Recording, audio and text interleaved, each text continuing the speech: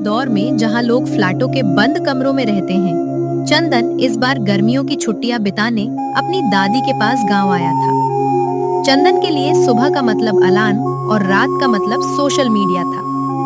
लेकिन दादी के इस आंगन में वक्त की रफ्तार थोड़ी धीमी थी। यहाँ हवाएं गपशप करती थीं और धूप नीम की पत्तियों से छनकर जमीन पर अल्पना बनाती थी।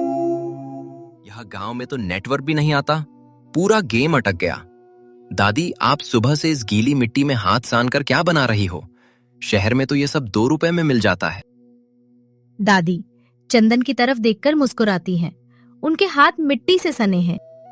अरे चंदू राजा, शहर में तो हर चीज की कीमत होती है, पर इस मिट्टी की कोई कीमत नहीं लगा सकता। ये मैं आने वाले सावन के लिए चिड़ियों के वास्ते पानी के सकोरे बना रही हूँ। जब जेठ की दोपहिया में दला सूखता है तो बेजुबान यहाँ आकर प्यास बुझाते हैं। पर दादी, चिड़ियों के लिए इतनी मेहनत क्यों? वो तो कहीं भी पानी पी लेंगी, नदी में, तालाब में। दादी, तालाब तो अब सूखे पड़े हैं बेटा। सब ने अपने स्वार्थ के लिए कुइयां और बावरियां पाट दी। हमारे ज़माने में जब हम छोटे थे तो गांव का हर बच्चा रोज़ सुबह उठकर पहला काम यही करता था कि घर के बाहर बने चबूतरे पर परिंदों के लिए दाना पानी रखे। वो हमारी सुबह की पहली प्रार्थना होती। इनके सूखे पत्ते जमीन पर गिरते हैं। दादी के चेहरे पर पुरानी यादों की एक चमक आ जाती है। वो चंदन को अपने पास बुलाती है।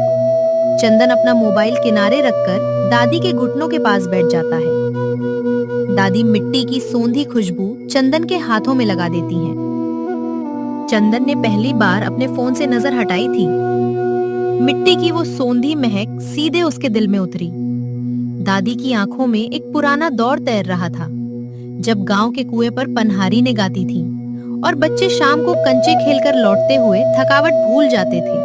दादी, जानता है चंदन, जब तेरे पापा तेरी उम्र के थे तो एक बार गांव में भारी अकाल पड़ा था। कुएं का पानी पाताल चला गया था। तब इस नीम के पेड़ ने ही पूरे घर को बचाया था। इसकी छांव में बैठकर हम सब रात काटते थे। फिर पापा ने क्या किया था दादी? दादी, तेरे पापा और उनके दोस्तों ने मिलकर अपनी गुल्लकें तोड़ी थी।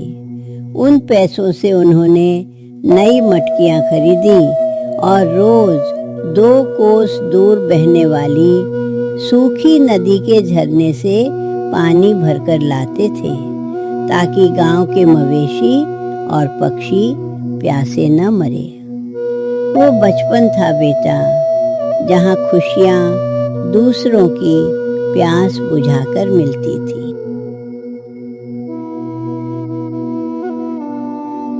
दादी, पापा तो अब शहर में सिर्फ काम की बातें करते हैं, वो ये सब कभी नहीं बताते। दादी, शहर की भागदौड़ इंसानों से उनकी यादें छीन लेती है चंदन।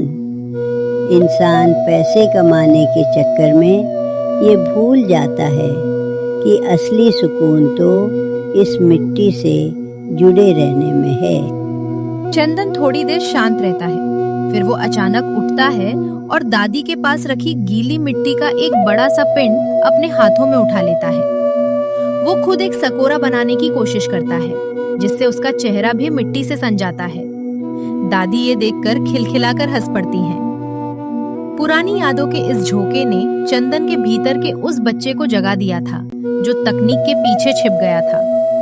उसने समझ लिया था कि जो सुकून इस नीम की छांव और दादी की कहानियों में है, वो दुनिया के किसी वीडियो गेम में नहीं। चंदन दादी, देखो, मैंने भी एक कटोरा बना लिया। भले ही ये थोड़ा टेढ़ा मेरा है, पर इसमें चिड़ियां पानी तो पी सकती है ना? दादी, बिल्कुल पी सकती है मेरे लाल। ये टेढ़ा नहीं है, ये तो सबसे सुंदर है, क्योंकि इसमें तेरे मन की नेकी शामिल है। दादी, अब से मैं हर साल यहाँ आऊंगा और शहर जाकर भी अपने फ्लैट की बालकनी में रोज चिड़ियों के लिए पानी रखूंगा। मैं पापा को भी याद दिलाऊंगा कि वो गांव वाले बच्चे हैं। दोपहर ढल चुकी थी और शाम की ठंडी हवा आंगन में उतर रही थी। चंदन का मोबाइल कोने में चुपचाप पड़ा था और वो दादी के साथ मिलकर मिट्टी के नए बर्तन थाप रहा था। कागज की कश्तियां और मिट्टी के सकोरे भले ही छोटे दिखते हों, लेकिन यही वो धागे हैं जो हमारे आज को हमारे खूबसूरत कल से जोड़कर रखते हैं। इस कहानी की खासियत शुद्ध देहाती और भावुक